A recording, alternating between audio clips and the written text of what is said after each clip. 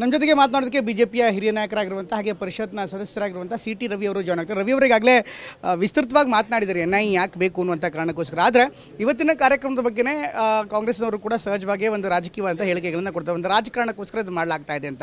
ಇವತ್ತಿನ ಸಮಾವೇಶದ ಮೂಲಕ ಏನು ಸಂದೇಶ ಮಾಡ್ತಾರೆ? ಇಸ್ ಇಟ್ ಸ್ಟಾರ್ಟ್, ಇದು ಆರಂಭನ ಹೊಸ ಒಂದು ಹೋರಾಟಕ್ಕೆ, ಬಿಜೆಪಿಯ ಒಂದು ಸೈದ್ಧಾಂತಿಕ ಹೋರಾಟಕ್ಕೆ? ನೋಡಿ, ಸೈದ್ಧಾಂತಿಕ ಹೋರಾಟ ಇವತ್ತು ನೆನ್ನೆದಲ್ಲ. ಆಕ್ರಮಣಕಾರರು ನಮ್ಮ ದೇಶದ ಮೇಲೆ, ನಮ್ಮ ಸಂಸ್ಕೃತಿಯ ಮೇಲೆ ಆಕ್ರಮಣ ಮಾಡಲಿಕ್ಕೆ ಯಾವತ್ತು ಪ್ರಾರಂಭಿಸಿದ್ರೋ ಅವತ್ತಿನಿಂದಲೇ ಅವರ ವಿರುದ್ಧದ ಸಂಘರ್ಷ ಪ್ರಾರಂಭ ಆಗಿದೆ. ಇದು ಅಳಿವು ಉಳಿವಿನ ಹೋರಾಟ. ಅವತ್ತು ಗಜನಿ ಗೋರಿ ನೇರವಾಗಿ ಕಾಣ್ತಾಯಿದ್ರು, ಬಾಬರು, ಔರಂಗಜೇಬು, ಟಿಪ್ಪು ಸುಲ್ತಾನು ನೇರವಾಗಿ ಕಾಣ್ತಾಯಿದ್ರು. ಈಗ ನೇರವಾಗಿ ಕಾಣಲ್ಲ, ಬೇರೆ ಬೇರೆ ರೂಪದಲ್ಲಿ ಅದೇ ರೀತಿಯ ಮಾನಸಿಕತೆಯನ್ನು ಇಟ್ಕೊಂಡಿರ್ತಕ್ಕಂಥ ಜನ ಆಕ್ರಮಣ ಮಾಡ್ತಾಯಿದ್ದಾರೆ. ಅವರಿಗೆ ಸನಾತನ ಧರ್ಮ target, Sabarimala target, Tirupati target, Dharmasthala target. ಹಾಗಾಗಿ ಆ ಷಡ್ಯಂತ್ರದ ವಿರುದ್ಧ, ಆ ಒಂದು ಗ್ಯಾಂಗ್ ಏನಿದೆ, ಆ ಗ್ಯಾಂಗ್ ವಿರುದ್ಧ ನಾವು ಹೋರಾಟ ಮಾಡಲೇಬೇಕು. ನಾವು ಮಾಡದೇ ಇನ್ಯಾರು ಹೋರಾಟ ಮಾಡ್ತಾರೆ? ಧರ್ಮೋ ರಕ್ಷತಿ ರಕ್ಷಿತಃ. ಧರ್ಮವನ್ನು ನಾವು ರಕ್ಷಣೆ ಮಾಡಿದ್ರೆ ಅದು ನಮ್ಮನ್ನು ರಕ್ಷಣೆ ಮಾಡುತ್ತೆ. ಹಾಗಾಗಿ ಆ ಧರ್ಮದ ರಕ್ಷಣೆಗಾಗಿಯೇ ನಾವು ಧರ್ಮಸ್ಥಳಕ್ಕೆ ಬಂದಿದ್ದೇವೆ. ಸರ್, ಈಗ SIT ಮಾಡಲಾಗದ್ದನ್ನು NIA ಏನು ಮಾಡುತ್ತೆ ಅನ್ನುವಂಥದ್ದು ಕೆಲವೊಂದಿಷ್ಟು ವಾದಗಳನ್ನು ಹುಟ್ಟಾಗ್ತದೆ. ನಿನ್ನೆ ಮುಖ್ಯಮಂತ್ರಿಗಳು ಮಾತನಾಡಿದ್ದಾರೆ, SIT ತನಿಖೆ ಆಗ್ತಾ ಇರ್ಬೇಕಾದ್ರೆ NIA ಕೊಡೋ ಅವಶ್ಯಕತೆ ಇಲ್ಲ ಅಂತ. ನಿಮ್ಮ ವ್ಯಾಪ್ತಿಯ ಬಗ್ಗೆ ಹೇಳಿ ಸರ್, ಯಾವ ಕಾರಣಕ್ಕೋಸ್ಕರ NIA ಅಂತ? ಮುಖ್ಯಮಂತ್ರಿಗಳೇ, ಇದಕ್ಕೆ ಫಂಡಿಂಗ್ ವಿದೇಶದಿಂದ ಬಂದಿದೆ ಅನ್ನೋ ಅನುಮಾನ ಇದೆ. SIT ಅಲ್ಲಿವರೆಗೂ ರೀಚ್ ಆಗತ್ತಾ? ಮಾನ್ಯ ಉಪಮುಖ್ಯಮಂತ್ರಿಗಳು ಷಡ್ಯಂತ್ರ ಇದೆ ಅಂತ ಹೇಳಿದ್ದಾರೆ. ಆ ಷಡ್ಯಂತ್ರ ಕಾಂಗ್ರೆಸ್ ಬುಡಕ್ಕೆ ಬಂದರೆ SIT ಪ್ರಾಮಾಣಿಕವಾಗಿ ತನಿಖೆ ಮಾಡುವಷ್ಟು ಅವರಿಗೆ ಫ್ರೀ ಹ್ಯಾಂಡ್ ಕೊಡ್ತೀರಾ ನೀವು? ಯಾರೋ ಒಬ್ಬ ಕಾಂಗ್ರೆಸ್ ಸಂಸದನ ಬಗ್ಗೆ ಆರೋಪ ಬರ್ತಾ ಇದೆಯಪ್ಪ. ಯಾಕೆ ಅಂತ ಹೇಳಿದ್ರೆ, ಕಾಂಗ್ರೆಸ್ಸು ಯಾರ ಜೊತೆಗೆ ಮೈತ್ರಿ ಮಾಡ್ಕೊಂಡಿದೆ, DMK ತಮಿಳ್ನಾಡಿನಲ್ಲಿ, ಆ ಪಾರ್ಟಿ ಅದು ದ್ರಾವಿಡ ಕಜಗಮ್ ಇದ್ದಾಗಲೂ ಕೂಡ ಸನಾತನ ಧರ್ಮದ ಅವಹೇಳನ ಮಾಡೋದನ್ನೇ ಟಾರ್ಗೆಟ್ ಮಾಡ್ಕೊಂಡಿದ್ರು.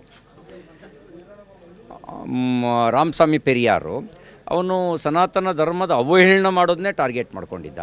ಅಂಥ ಒಂದು ಪಕ್ಷದ ಜೊತೆಗೆ ಕಾಂಗ್ರೆಸ್ಸು ಕಳೆದ 2 ದಶಕಗಳಿಂದ ರಾಜಕೀಯ ಮೈತ್ರಿ ಮಾಡಿಕೊಂಡಿದೆ.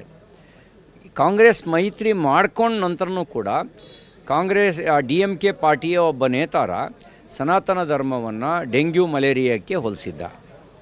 ಕಾಂಗ್ರೆಸ್ಸು ಒಂದು ಶಬ್ದ ಖಂಡಿಸಲಿಲ್ಲ. ಅಂದರೆ ಕಾಂಗ್ರೆಸ್ ಸೆಕ್ಯುಲರ್ ನೀತಿ, ಸನಾತನ ಧರ್ಮವನ್ನು ಅವಹೇಳನ ಮಾಡೋದು ಸೆಕ್ಯುಲರ್ ನೀತಿನಾ? ಹಾಗಾಗಿ SIT ನಿಷ್ಪಕ್ಷಪಾತವಾಗಿ ತನಿಖೆ ಮಾಡೋದಕ್ಕೆ ರಾಜಕೀಯ ನೇತೃತ್ವ ಅವಕಾಶ ಕೊಡುತ್ತೆ ಅನ್ನುವಂಥ ವಿಶ್ವಾಸ ಇಲ್ಲ. ಅದಕ್ಕೋಸ್ಕರ ನಾವು NIA ಅಂತ ಹೇಳ್ತಾ ಇದ್ದೀವಿ. ಒಂದು ಮತ್ತು SITಯ ರಚನೆ ಮಾಡಿದ್ದು ಧರ್ಮಸ್ಥಳದ ಮೇಲಿನ ಸತ್ಯವನ್ನು,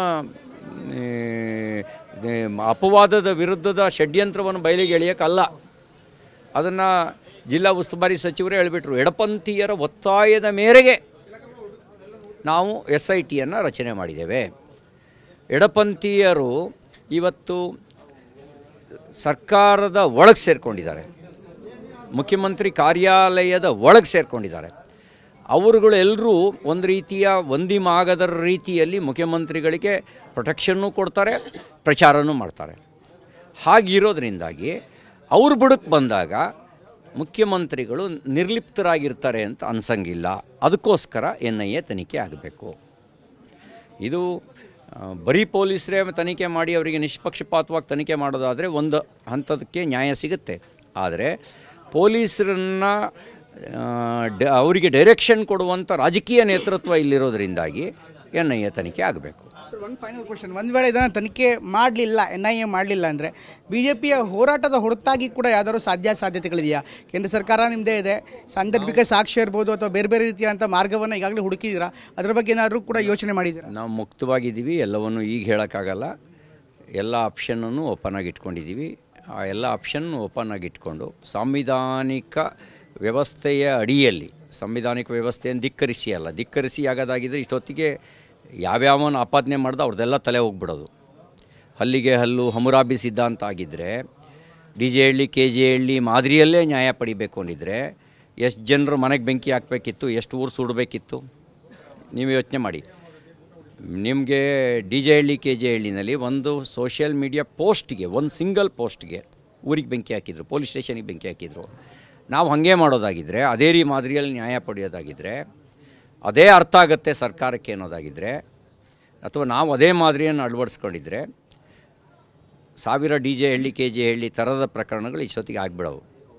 ಆದರೆ ನಾವು ಸಂವಿಧಾನದ ಮೇಲೆ ನಂಬಿಕೆ ಇಟ್ಟಿದ್ದೇವೆ, ಸಾಂವಿಧಾನಿಕ ವ್ಯವಸ್ಥೆಯಲ್ಲಿ ನಂಬಿಕೆ ಇಟ್ಟಿದ್ದೇವೆ, ಪ್ರಜಾಪ್ರಭುತ್ವದ ಮಾರ್ಗದ ಮೇಲೆ ನಂಬಿಕೆ ಇಟ್ಟಿದ್ದೇವೆ. ಪ್ರಜಾಪ್ರಭುತ್ವದ ಮಾರ್ಗದಲ್ಲಿ ನಾವು ಹೋರಾಟ ಮಾಡ್ತೇವೆ. ಥ್ಯಾಂಕ್ ಯು, ಧನ್ಯವಾದ ನಮ್ಮ ಜೊತೆ ಮಾತನಾಡಿದ್ವಿ.